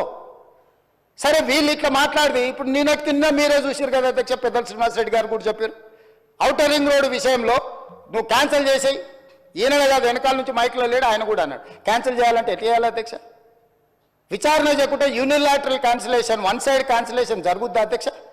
ఏదైనా ఒక ఒప్పందము నగదు బదిలీ అయిన తర్వాత ఆ నగదు బదిలీ చేసి ప్రభుత్వం చేసుకున్న ఒప్పందము ఏదైనా రద్దు చేయాలంటే విచారణ జరగాలి. విచారణలో తప్పు జరిగిందని నిరూపించాలి. తప్పు జరిగిందని నిరూపించిన తర్వాతనే చట్ట ప్రకారము రద్దు చేయడానికి అవకాశం ఉంటుంది. అడిగింది వాళ్ళే, డిమాండ్ చేసింది వాళ్ళే. నేను లేచి నించొని ప్రకటించిన తర్వాత మళ్ళీ హరీష్ రావు గారు అభినందించండు, మేము స్వాగతిస్తున్నాం మీ విచారణని. ఇవ్వాలంటే నా మీద కక్షతోని విచారణకు ఆదేశించిండని. అంటే ఔటర్ రింగ్ రోడ్ అమ్ముకున్నా ఏమనొద్దు. హెచ్ఎండిఏలో 100 కోట్లు విదేశాలకు తరలించి ఆ విదేశాలలో మీరు ఎట్టెట్లా వంచుకుంటురో ఎవరెవరు ఈ నుంచి నువ్వు ఎఫ్ఈఓ ఖాతాలకు పోయిందో చూపిస్తున్నావు. ఎఫ్ఈఓ ఖాతాల నుంచి లండన్లో ఎవరి ఖాతాలకు పోయినావు మళ్ళీ అవతల ఎవరు తేల్చాలి అధ్యక్ష? విచారణ చేయకుండా తేలుతుందా అధ్యక్ష? ప్లస్ నోట్లు పంపలే అధ్యక్ష, పౌండ్స్ కొనాలి ప్రభుత్వం అంటే ఆర్బీఐ అనుమతి తీసుకోవాలి అధ్యక్ష. ఫారిన్ కరెన్సీ పర్చేజ్ చేయాలంటే ఏ ట్రాన్సాక్షన్ చేయాలన్నా రిజర్వ్ బ్యాంక్ గైడ్ లైన్స్ ఉన్నాయి అధ్యక్ష. ఎట్లా పడితే అట్లా నా దగ్గర నోట్లు ఉన్నాయని నోట్లు ఇచ్చి డాలర్లు కొంటా, డాలర్లు ఇచ్చి పౌండ్స్ కొంటా, లేకపోతే రూపీలు కొంటా అని లేదు అధ్యక్ష. భారతదేశము రాజ్యాంగం పరిధిలో రిజర్వ్ బ్యాంకు కొన్ని నిబంధనలు అధ్యక్ష. పౌండ్స్ కొనాలంటే రిజర్వ్ బ్యాంక్ అనుమతి ఇవ్వాలి అధ్యక్ష. హెచ్ఎండిఏ ఖాతాలో ఉండాల్సిన పైసల్ని సీదా బ్యాంకు పోయి పౌండ్స్ కింద మార్చి పక్క దేశాలకు పంపించినందుకు ఇన్కమ్ ట్యాక్స్ నీ మీద ఫైన్ వేస్తే దానికి ఒక 8.5 కోట్లు కట్టి ఇవాళ మొత్తము 600 కోట్లకు మీరు లూటీ చేయాలని పథకం వేసుకొని 55 కోట్లు కొట్టేసినాక పట్టుబడి దాని మీద ఈరోజు విచారణకు సంవత్సరం నుంచి చర్చ జరుగుతుంటే దాని మీద విచారణ ఈరోజు ఏదో కొత్తగా వచ్చినట్టు ధరణి మీద చర్చ వద్దు, దాని మీద చర్చ చేయండి అంటున్నారు అధ్యక్ష. ఏం అధ్యక్ష? రేపు ఎల్లుండి అవతలెల్లుండి ఎట్లా కోర్టులో విచారణ జరుగుతుంది, ఏసీబీలో విచారణ జరుగుతుంది, మళ్ళీ హౌస్ వస్తూనే ఉంది. 4 సమావేశాలు వాళ్ళు అడగలేదు. ఇవాళ ధరణి వచ్చినప్పుడే ఈ ధరణికి సంబంధించిన లోపాలను, ఘోరాలను, నేరాలను ఈరోజు ఈ ప్రభుత్వం బయట పెడుతుందని భూభారతి చట్టం ఎట్టి పరిస్థితులు ఆమోదింపజేయనీయకూడదు. భూభారతి చట్టం ఆమోదించి ఫోరెన్సిక్ ఆడిట్ ఏదైతే మా ఉప ముఖ్యమంత్రి గారు, మా రెవెన్యూ శాఖ మంత్రి గారు డెఫినెట్గా ఈ మొత్తం ట్రాన్సాక్షన్స్ మీద ఫోరెన్సిక్ ఆడిట్ చేపట్టి ప్రభుత్వ భూములు అన్యాక్రాంతం ఎట్లయిపోయినాయి, ప్రైవేట్లో జరిగిన గోల్మాల్ ఏంటో నిగ్గు తెలుస్తామనే ఒక నిర్ణయానికి వచ్చి ఆ విషయాన్ని పసిగట్టి ఈరోజు సభ నడవకుండా సభలో ఆ చెత్త అంతా ఇది పరిస్థితి అధ్యక్ష. నేను ఎప్పుడైనా చర్చలకు వెనక పోతాను అధ్యక్ష. మీకు నేను చాలా సంవత్సరాల నుంచి తమరు నన్ను చూస్తూనే ఉన్నారు కదా, రాజకీయాలకు లేనప్పటి నుంచి కూడా చర్చలు ఏమైనా వెనక పోయేటోనా అధ్యక్ష? మీకు తెలియదా? ఏదైనా విషయంలో వెనకడికి వేసేది ఎప్పుడైనా జరిగిందా అధ్యక్ష? అంటే ఈరోజు మీరు తప్పించుకోవడానికి, మీరు చేసిన నేరాలను కప్పిపుచ్చుకోవడానికి ఈ రకంగా సభను అవమానించి తమరిని కించపరిచే విధంగా మాట్లాడి సభా గౌరవాన్ని, ఆ కుర్చీ మర్యాదను మంటగలిపి చర్చనే జరగొద్దు, బిల్లే పాస్ కావద్దు, ఈ భూములు ప్రజలు రైతులు బాగుపడొద్దు అని ఒక కుట్రపూరితమైన నేరాపూరితమైన ఆలోచనతోటి ఈరోజు వాళ్ళందరూ అట్లా ఆటవికంగా వ్యవహరించడాన్ని మమ్మల్ని వదిలేయండి అధ్యక్ష, మేము పాలకపక్షం వాళ్ళు ప్రతిపక్షం ఉండొచ్చు. కమ్యూనిస్టు సోదరులు ఎప్పుడు కూడా మీరు గతంలో కూడా చూడండి, ఎప్పుడు కూడా చాడ వెంకటరెడ్డి గారు ఉండొచ్చు, లేకపోతే నోముల నరసింహయ్య గారు ఉండొచ్చు, లేకపోతే అంతకంటే ముందు వెనక్కి వెళ్ళిన వాళ్ళు ఎప్పుడు కూడా ప్రభుత్వం ప్రతిపక్షానికి పాలకపక్షానికి చర్చలలో ఒక డెడ్ లాక్ వస్తే, అంటే ఒక ఏమంటారు ఎక్కడిదక్కడ ఆగిపోతే వాటిని సమన్వయం చేసి చర్చలకు ముందుకు తీసుకెళ్లారు అధ్యక్ష. వాళ్ళు ఎప్పుడు కూడా ఈ సభ చర్చలు జరుగుతాయనే, ప్రజల సమస్యల మీద చర్చ జరుగుతాయనే పరిష్కారం చూపిస్తారని నమ్మే కమ్యూనిస్టులు దాదాపుగా ఉమ్మడి రాష్ట్రంలో అటు తెలుగుదేశం ఉన్నా, ఇటు కాంగ్రెస్ ఉన్నా, లేకపోతే కాంగ్రెస్ అధికారంలో నుండి తెలుగుదేశం ప్రతిపక్షంలో ఉన్న ప్రతిస్తంభన వచ్చినప్పుడు కమ్యూనిస్టులు కీలకమైన బాధ్యత తీసుకొని, ఎంఐఎం కీలకమైన బాధ్యత తీసుకొని సభను నడిపించడానికి, సాంప్రదాయాలను కొనసాగించడానికి ఒక సమన్వయం చేసేది అధ్యక్ష. ఇవాళ ఏదీ లేదు అధ్యక్ష, ఎవ్వరు మాట వినడం లేదు. వాళ్ళేం ఎంఐఎంఆర్ లేకపోతే బీజేపీ ఆర్ కమ్యూనిస్టులు మా పార్టీ క్రియాశీలక సభ్యులేం కాదు అధ్యక్ష. వాళ్ళందరూ చర్చ జరగని చర్చ ఇది అత్యంత కీలకమైంది. మేము కొన్ని అంశాలు ప్రభుత్వం దృష్టికి తీసుకుదలుచుకున్నాం. తెచ్చుతున్న చట్టంలో కూడా ఏదైనా లోపాలు లేకపోతే వాటిలో ఏమైనా సూచనలు చేయాలని వాళ్ళు అడుగుతుంటే మేము ఎవ్వరిని మాట్లాడనీయము, మా ఇష్ట రాజ్యాంగం మేము వ్యవహరిస్తాము. ఇది తెలంగాణకు గౌరవము తెచ్చిపెట్టదు అధ్యక్ష. ఈ సభలో అట్లా వ్యవహరించే వాళ్ళ పట్ల తమరు నిశితంగా ఆలోచన చేసి ఒక మంచి నిర్ణయం తీసుకోవాల్సిన సమయం వచ్చేసింది అధ్యక్ష. 1 సంవత్సరం పూర్తి అయిపోయింది.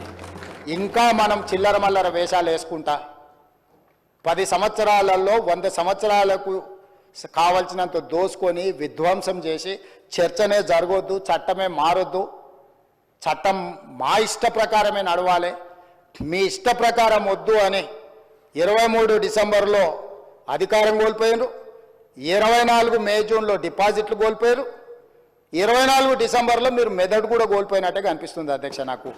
కాబట్టి ఇట్లాంటి వ్యవహారాలను తమరు కొంచెం గట్టిగా అప్పుడప్పుడు మీరు కూడా కొంచెం కొరడా జల్పించాల్సిన పరిస్థితులు వచ్చినట్టు నాకు అనిపిస్తుంది అధ్యక్ష. తమరు ఏ ఆదేశం ఇచ్చినా మేము పాటిస్తాం. ప్రభుత్వం వైపు నుంచి ఫార్ములా ఈ రేస్ మీద మీరు అనుమతిస్తే పూర్తి స్థాయి వివరాలను తీసుకొచ్చి కూర్చొని సభ ద్వారా తెలంగాణ సమాజానికి వివరించడానికి నాకు ఎలాంటి అభ్యంతరం లేదు. వారు ప్రదర్శిస్తున్న ఫోటో నాదే, ఆ పక్కల వాళ్ళు చూపించిన ఆయన FEO ప్రతినిధే. ఆ ప్రతినిధి వచ్చి నాకు చెప్పిన తర్వాతనే ఈ బండారం బయటపడ్డది. ఈ దోపిడీకి వేసిన దారి ట్రైపార్టీ అగ్రిమెంట్ నుంచి బైపార్టీ కావడం, బైపార్టీ అయిన అగ్రిమెంట్ ఎలక్షన్ కోడ్ వచ్చినా కూడా ఎవరికి చెప్పపెట్టకుండా ఒప్పందాలు లేకుండానే కోట్ల రూపాయలు దేశాన్ని దాటి తరలించడం, ఆ తర్వాత ఒప్పందాలు చేసుకోవడం, ఆ తర్వాత మిగతా సొమ్మును కూడా లాగడానికి వాళ్ళు ప్రయత్నం చేయడం, ఇవన్నీ వేగంగా ఒకదాని వెనకాల ఒకటి జరిగినాయి అధ్యక్ష. ఎవరికి ఎలాంటి అనుమానం లేదు. FEO ప్రతినిధులు నన్ను కలిసిండ్రు, నన్ను కలిసి వాళ్ళ భాగవతం చెప్పినాకనే నేను దాన్ని కనిపెట్టి అధికారుల నుంచి సమాచారం సేకరించి విచారణకు ఆదేశించిన, విచారణలో ఏ విధంగా ముందుకు వెళ్లాలనో కూడా మేము అందరితో చర్చించి, న్యాయ నిపుణులతో చర్చించి ఒక నిర్ణయం తీసుకున్నాం. ఆ నిర్ణయం మేరకే గవర్నర్ గారికి లేఖ రాసినాం. గవర్నర్ గారు కూడా న్యాయ నిపుణులను సంప్రదించిన తర్వాతే విచారణకు అనుమతి ఇచ్చిండ్రు. ఈ ప్రాసెస్ మొత్తము ఇన్ని సంస్థలు, ఇన్ని వ్యవస్థలు ప్రాసెస్ చేసిన దాన్ని ఇప్పటికిప్పుడు అన్ని బిజినెస్లను సభలో సస్పెండ్ చేసి చర్చకు తీసుకోవాలని వాళ్ళు మొండిపట్టు పట్టడం, మంకుపట్టు పట్టడం నేను అర్థం చేసుకుంటా హరీష్ రావు గారిని. ఎందుకంటే హరీష్ రావు గారు ఇక్కడ అల్లరి చేసి చొక్కాలు తెచ్చుకోకపోతే ఇంటికి పోతే కొరడా దెబ్బలు ఉంటాయి అధ్యక్ష, కోదండ ఉంటుంది అధ్యక్ష. నాకు తెలుసు ఏం చేస్తున్నావు నువ్వు అని ఆయన అడుగుతాడు. ఆయన ఇట్లాంటివి జరిగినప్పుడు కొడుకు విషయంలో ఏది చేసినా కూడా కాపాడాలన్న ఆలోచనతో హరీష్ రావు గారిని కొరడాతో కొడతాడు అధ్యక్ష. కొన్నిసార్లు ప్రజల కోసం కొన్ని కొరడా దెబ్బలు తినాల్సి వస్తుంది. నువ్వు మరీ శీలాన్ని నిరూపించుకోవడానికి, లేకపోతే నేను బాగా వీరోచితంగా కొట్లాడినాని, లేకపోతే నిన్న నువ్వు అడిగితేనే ఔటర్ రింగ్ రోడ్లో మేము వేసిన విచారణకు కావాలని నువ్వు తారక రామారావు గారిని ఇరికిచ్చినావు అని మీ కుటుంబంలో పంచాయతీ ఉండొచ్చు అధ్యక్ష. సహజంగా కుటుంబం అన్న తర్వాత చిన్న చిన్న సమస్యలు ఉంటాయి అధ్యక్ష, మీకు తెలియదా? ఇప్పుడు నువ్వు ఉద్దేశం ఏముందో నాకు తెలియదు. డిమాండ్ చేసింది హరీష్ రావు గారే. వారు డిమాండ్ చేసిండు కాబట్టి అనుమతి ఇచ్చారు. ఈరోజు మహేశ్వర్ రెడ్డి గారు డిమాండ్ చేసిండ్రు, శ్రీనివాసరెడ్డి గారు దాన్ని అనుమతి ఇచ్చిండు. సీనియర్ సభ్యులు అడిగినప్పుడు వాళ్ళు అడిగిన దాంట్లో సహేతుకత ఉండి కొంత బలం ఉంటే వాళ్ళ వాదనలో కానీ విషయంలో కానీ ప్రభుత్వానికి ఏముంది అధ్యక్ష? నిన్న హరీష్ రావు గారు అడిగిన ఔటర్ రింగ్ రోడ్డు విచారణైనా, నేడు బీజేపీ పక్ష నాయకుడు ఏలేటి మహేశ్వర్ రెడ్డి గారు చేసిన డిమాండ్ అయినా సహేతుకమైందని ప్రభుత్వం భావించింది కాబట్టి విచారణలకు ఆదేశించింది. కాబట్టి దయచేసి ఈ సభ, నాకు రాష్ట్రపతి గారి కార్యక్రమం ఉన్నది, అక్కడ రాష్ట్రపతి గారి ప్రోగ్రాంకి వెళ్ళేది ఉన్నది అధ్యక్ష. ఈ సభను, ఈ బిల్లు ఒక అద్భుతం. ఇందులో ఏమైనా చిన్న చిన్న సూచనలు ఉన్నాయి, ఎగ్జిక్యూటివ్ ఆర్డర్స్లో ఏమైనా కావాలంటే కూడా మనం కరెక్షన్ చేసుకుందాం. ప్రభుత్వం ఓపెన్ మైండ్తో ఉన్నాయి, ప్రభుత్వానికి ఎలాంటి హిడెన్ ఎజెండా లేదు. ఒక మంచి చట్టం తెస్తే మాకే పేరు వస్తుంది. ఎందుకంటే ఈ భూమితో ముడిపడి ఉన్న ప్రాంతం తెలంగాణ. ఈ భూమే సర్వం, ఈ భూమే తెలంగాణ సార్వభౌమాధికారాన్ని తెచ్చిపెట్టింది. ఈ భూమి కోసం అసూలు బాసిన వాళ్ళు ఉన్నారు, వాళ్ళందరూ కూడా న్యాయం చేయాలనే సాదా బైనామాలు కావచ్చు, రెవెన్యూ రికార్డు కావచ్చు, లేకపోతే పోడు భూముల పట్టాలు కావచ్చు, లేకపోతే అసైన్మెంట్ పట్టాలు కావచ్చు, ఏదైనా భూమి రిలేటెడ్ ఇష్యూ. భూమి అంటే భూభారతి అని అంటే అది ఇందిరమ్మ కాంగ్రెస్ పార్టీ. ఎందుకంటే అసైన్మెంట్ భూములు ఇచ్చింది కానీ, పోడు భూముల పట్టాలు ఇచ్చింది కానీ, పేదలకు ఇండ్ల పట్టాలు ఇచ్చింది కానీ, ప్రతి వాడికి భూ పంపకాలు చేయడం ద్వారానే కాంగ్రెస్ పార్టీ ప్రజలలో ఈ రోజుకు 140 సంవత్సరాల నుంచి ఉన్న పార్టీ. ఇంకా ప్రజలల్లో ప్రేమ అభిమానం ఉంది, ఇందిరమ్మ పేరు తలుచుకుంటున్నారు అని అంటే ఈ భూమి యొక్క హక్కులను పేదవాళ్ళ కోసం కాపాడడం వల్లనే. అట్లాంటి హక్కులను కాపాడడానికి భూభారతి 2024 చట్టాన్ని మా రెవెన్యూ శాఖ మంత్రి పొంగులేటి శ్రీనివాసరెడ్డి గారు ఏదైతే సభలో ప్రవేశపెట్టారో సభ్యులందరూ వీలైనంత మేరకు చర్చించారు. కొన్ని రిటర్న్లు కూడా ఎవరికన్నా ఇచ్చినా కూడా వాటిని కూడా మనం పరిగణలోకి తీసుకుందాం. అన్ని రకాలుగా ఒక మంచి చట్టం చేసుకుందాము. ఈ మంచి చట్టంలో అందరినీ ఇప్పటి కూడా నేను విజ్ఞప్తి చేస్తున్నా, ఇవాళ సాయంత్రం వరకు బీఆర్ఎస్ఓ లేదన్నా రిటర్న్ డాక్యుమెంట్ సబ్మిట్ చేసినా కూడా తమరు అనుమతి ఇవ్వండి. ఒకవేళ అసెంబ్లీ సెక్రటరీ గారికి వాళ్ళు ఏదైనా పంపించిన అందులో ఏదైనా విలువైన సూచన ఉంటే అధికారులకు కానీ నేను మంత్రి గారికి కానీ అడుగుతున్నా. ఈ ఒకవేళ ఏదైనా ఉన్నా కూడా ఎగ్జిక్యూటివ్ ఆర్డర్లో ఒకవేళ చట్టంలో మనం అమెండ్మెంట్ చేసుకోవడానికి ప్రొవిజన్ లేకపోయి ఉండొచ్చు, ఏదైనా ఉంటే అంటే వాళ్ళు ఇంత అల్లరి చేసినా ఏది చేసినా వాళ్ళు ఏదైనా విలువైన సూచన చేస్తా అంటే మాత్రం మాకు ఎలాంటి అభ్యంతరం లేదు అధ్యక్ష. ఈ చట్టాన్ని మీ అందరూ పెద్ద ఎత్తున మద్దతు పలికి ఆమోదించాల్సిందిగా నేను కోరుకుంటున్నా అధ్యక్ష. ధన్యవాదాలు.